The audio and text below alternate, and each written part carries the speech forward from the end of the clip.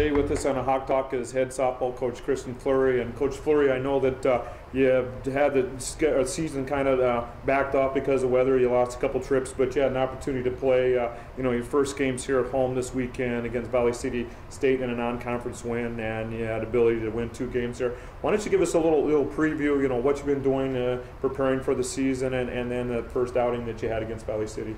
Well, we were excited to get outside. I think that's the biggest thing is, you get inside a lot of times and you get that cabin fever, and we were just excited for the opportunity to get outside and be able to play our first home games here at home. It was 2 games that we didn't have scheduled. We were fortunate enough to have Valley City come down. The weather didn't hold up to what we thought it was, but the field was fine, and playing on March 7th in Dickinson is always a good thing. And so the kids came out, they're excited to be out there, they're excited to play. And we did get 2 wins. We did some things right, we did some things wrong. Obviously, for your first time out on the field, that's going to happen. I think our biggest thing is a lot of times we go and play our first games and we play against teams that have 20 games under their belt. Valley City came right out of the gym just like us, so we were kind of on an even playing field with them when we had the opportunity to go out there and play. From my standpoint, we were able to see a lot of different kids do a lot of different things. We executed the small ball really well. I think that's kind of what kept us in the game.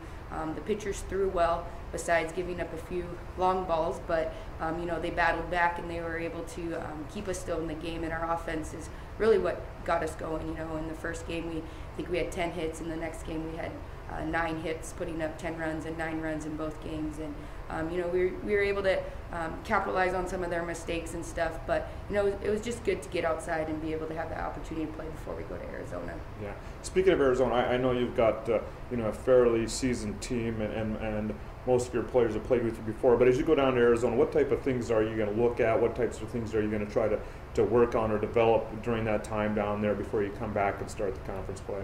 I think, we take Arizona kind of as our spring training, just like in the major leagues. You give every kid an opportunity to go out there and play, see different roles that they can play in, different positions that they can play. And that's our biggest thing, is being able to get every kid an opportunity to get at bats, get time in the field and things like that. Our pitchers, we have 5 pitchers right now that can all throw strikes for us, so just giving them the opportunity to get some innings in, and we play 14 games down there in 8 days, so it's going to be a lot of softball for us. And with the weather, it's nice, and we get a lot of fans, parents, fans, family. Everybody comes out and watches us play, so it's exciting for us because we kind of circle this on our schedule to look forward to this trip that we get to go down on.